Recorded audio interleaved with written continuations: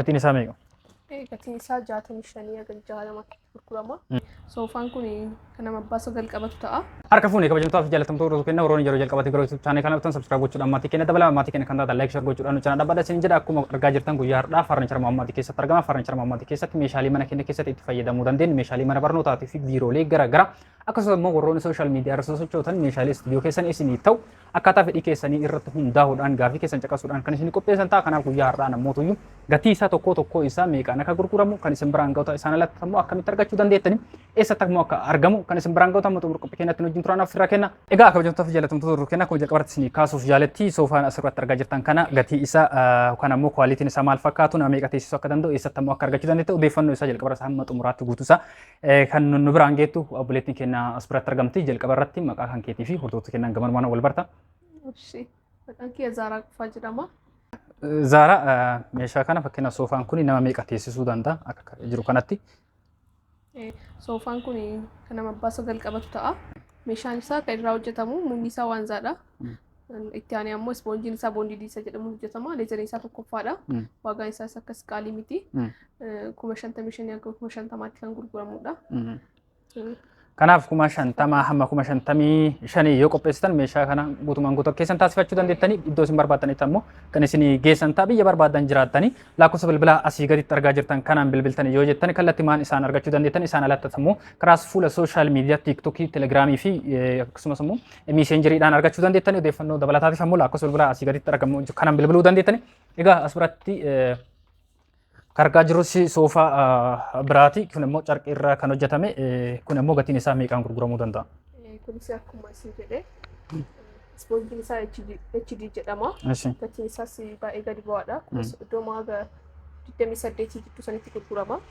Egaa akkaataa waliigaltee keessanitti 28,030 yoo qopheessan meeshaa kana keessan taasifachuu dandeettanii manaan kan isaan gahamuu isaanii teebilii inni kun ammoo walii immoo kophatti kaffalanii fudhatu. Ni kophatti akkuma 8,700 gurgurama. Bakka isaa amma 7,800 yoo qopheessan bitachuu dandeettanii as biratti immoo argaa jirru kunis gam tokko liizeriidha. Carqiin kun immoo maal jedhama? Kafaa isa jedhamudha. Liizeriin isaa tokkoffaadha. Teessoon isaa boondidii isa jedhamuun hojjetama. Abbaa torba nama abbaa torbaatiin qabata. Gatiin isaas 35,030 kan gurguramudha. Baay'ee ol ba'aa miti. Egaa gatiin isaa kan amma dhagahaa jirtan kana 30,000 hamma 35,000 yoo qopheessan meeshaa kana harka keessaniin gachuu ni dandeettanii. As biratti immoo liizerii adii baay'ee tokko bareedu asitti argaa jirra.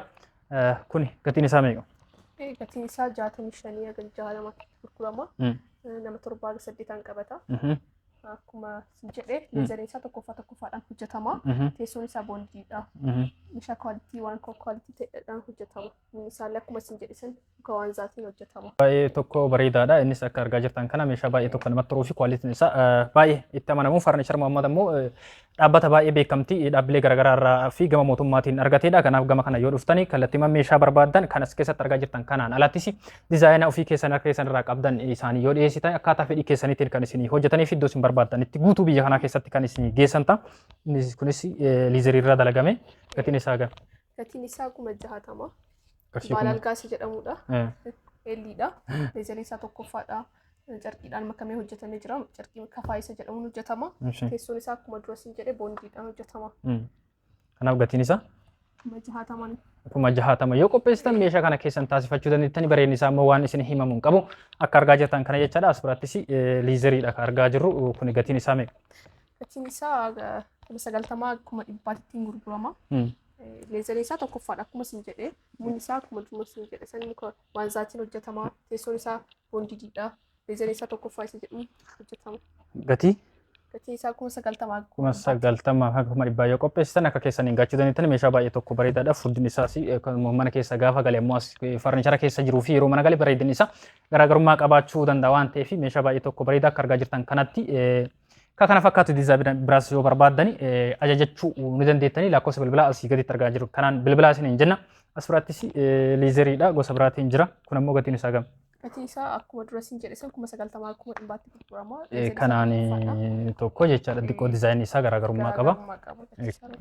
Akka kun guutuu isaa kana fakkaata xiqqoo haala teessuma isaatiif malee baay'ee tokko guddaadha.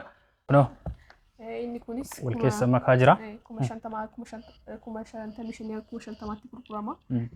Makaadha miksiidhaan hojjetama. Magariisa kanaan walirratti jechaadha. Xiqqaan caafisan jira. As biratti ammoo magariisni jira. As biraan kun jira. Nama hedduu teessisuu danda'a. Gatiin isaa kuma shantamii shaniitiin bitachuu ni dandeettani. As biratti liizeriin kun gatiin isaa gama. Kunis akkuma dura siin jedhe kuma 90 kuma 100. Gurraacha kanaan gatiin isaa tokko jechaadha. Dizaayina garagaraati. Akkuma jalqaba isin kaase dizaayina kanaan alattis kan biraa yoo qabaatani akkaataa fedhii keessaniitii fi akkaataa dizaayina mana keessaniitiin bal'ina mana keessaniitiin ajajjanii hojjisiisuu ni dandeettani. As biratti ammoo meeshaa baay'ee tokko bareedu argaa jirra. Halluun isaas baay'ee tokko bareedaadha. Dizaayiniin isaas baay'ee tokko bareedaadha. Isaa irratti ammoo isintu ragaa bahaa kan gatiin isaa gama. Kunis kuma 55 kan gurguramudha. Teessoon isaa boondiidha. Carqiin isaa kafaayisa jedhamuun hojjetama jechaadha. Meeshaa baay'ee tokko bareeda. Gatii kana yoo qopheessan meeshaa kana keessan taasifachuu ni dandeettan isin jechuu barbaada. Egaa kabajamtoota jaalatamtoota hordoftoota keenya odeeffannoon keenya hanga ammaas akkuma itti fufeetti jira. Nu faana bu'aa isiniin jedha. Hamma xumuraatti yoo nu faana buutanii meeshaalee baay'ee babbareedoo ta'an kan isin biraan geenu ta'a. As birattis immoo meeshaa baay'ee tokko bareeda dizaayinii addaatiin kan dalagameedha. Gatiin isaa kuma 45 gatii kuma 45 yoo qopheessan meeshaa kana bitachuu dandeettanii kalarii biraas dizaayinuma kana fakkaatuun kalarii biraa filannoo keessan yoo ta'e filannoo keessan irratti hundaa'uun kan isin dalagaa waan ta'eef isin wanti isin irraa eegamu ajajuu qofaan ajajaa nutu mana keessan isin bareechifnaa isin jedhan farnichara Muhammadiitti kan argamnu. As biratti immoo soofaa liizerii adiidhaan dalagame argaa jirra. Meeshaa baay'ee tokko bareedu. Kun gatiin isaa gamiin argachuu danda'an? Kuma 120 tokkoof soddomaatti gurgurama kun. Inni kun amma asii jira jechaadha. Baay'eedha nama hedduu teessisuu danda'a. Nama hedduu qabatudha. Nama hedduu teessisuu danda'a. Kwaalitiin isaas ajaa'iba. Bareedni isaas akkasiin argaa jirtan kana isuma kana. Tokkoffaadha. Teessoo isaa akkuma dura isin jedhe san boondiidhaan hojjetama. Waddeessaan hojjetama muka waanzaa isa jedhamu sanii jechuudha.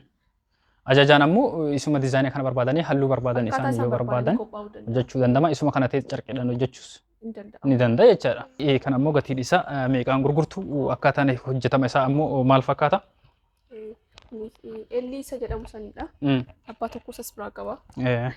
Teessoon isaa boondiidha. Leezarii isaa tokkoffaa isa jedhamuun carqiin lakkuma isin argitan kanatti gaggalee jira. Gara jalaatii fi gubbaa isaarra carqii makaa qaba. Minni isaa akkuma dura isin jedhe waanzaadhaan hojjetama. Nama baay'ee qabachuu kan danda'udha baay'ee kun. Gatiin isaa meeqa? Gatiin isaa kuma 55 kan gurguramudha. Gatii kana yoo qopheessan qarshii kuma 50 hamma kuma 55 yoo qopheessan akkaataa walii galtee keessaniitiin bitachuu ni dandeettani. Akkuma jalqaba isinii kaasee dizaayinuma kana fakkaatuun halluu biraa yoo barbaadani yookaan ammoo halluu kana jaalattanii dizaayina isaa yoo hin jaalanne ta'e dizaayina kan biraa halluu kana fakkaatuun isinii hojjechuu ni danda'an isiniin jechuu barbaada. Fedhii keessan irratti hundaa'anii gaaffii keessan caqasuudhaan as biratti immoo kun soofaa baay'ee tokko bareeda bal'innas qaba. Baay'ee bal'innas qaba. Nama hedduu kan qabatu danda'udha. Baala algaa isa jedhamu sanidha. Carqiin isaa kafaayiidhaan hojjetamee jira kun amma halluu bifa lamaan hojjetamee jira. Bunni isaa akkuma dura isin jedhe waanzaadha keessa galu sanii. Ispoonjiin isaa boondidii isa jedhamudha. Carqiin isaa kafaayiidha. Akkuma isin argitan nama baay'ee qabachuu danda'a. Baay'ee guddaadha. Saayiziin isaa kuma 65 kuma 60tti kan gurguramudha kun. Qarshii kana kuma 65 kuma 60 qopheessan meeshaa kana keessan taasifachuu ni dandeettani. Meeshaa baay'ee tokko bareeda. Meeshaan mana kana keessa jiran filachuudhaaf isin rakkisuu danda'a garuu bareeda isaa irraa kan ka'e dhugaa dubbachuudhaaf garuu filannoo keessanii murteessaanii meeshaa kana keessa as keessa jiran keessa filannoo keessan yoo dhabdan ajajanii isinii hojjetamuu ni danda'a. As birattis immoo kun carqiis makaa qaba. Irra caalaan isaa carqiidha leezeriidha. Ammamiin gurgurama gatiin isaa meeqa? Kuma 35 kuma 30tti kan hojjetamudha kuni.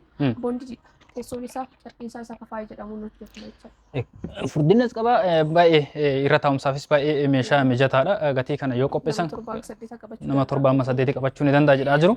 Qarshii kana yoo qopheessan meeshaa kana keessan taasifachuu ni dandeettan isiniin jechuu barbaada. Egaa kabajamtoota jaalatamtoota keenya meeshaaleen farnichara Muhammadii keessatti argaman xumuruu hin dandeenye kana hanga ammaa nu hordofaa turtan gabayaatu bida odeeffannoo dabalataan hamma deemnutti nagaan nu turan nageenya keenya bakkuma jirtan isin qabu isin jecha irra deebi'uudhaan meeshaa kana bitachuudhaaf yookaan ammoo nama maatii keessanii haa ta'u fi keessanii yoo barbaadan nama firaatii ajajuu yoo barbaadan guutuu biyyaa keessatti caafii hamma caafeetti kan isin geessanii fi isaan argachuu barbaadan ammoo lakkoofsa bilbilaa asii gaditti argaa jirtan kanan isaan qunnamuu dandeettan karaa toora sooshaal miidiyaatiin ammoo feesbuukii telegiraamii fi YouTube channel isaanii as description jala argachuu dandeettan telegiraamiidhaan argachuu dandeettan yeroo yerootti ammoo qabeenya isaanii kana isin kan dhiyeessan ta'a. Isin ammoo fedhii yoo qabaattan yookaan ammoo meeshaa biraa dizaayina gara biraatii argattan asii fiddanii hojjisiifachuu ni dandeettan. Meeshaalee mana kana keessatti argaman soofaa dabalatee algaa biifi arabiyaan majlisii fi meeshaalee mana barnootaa akkasumas immoo meeshaalee biiroof ta'an argachuu dandeessan jedha waan waliin turtaniif galatooma galanni keessan dachaadha viidiyoo biraatiin hamma walitti baay'ee.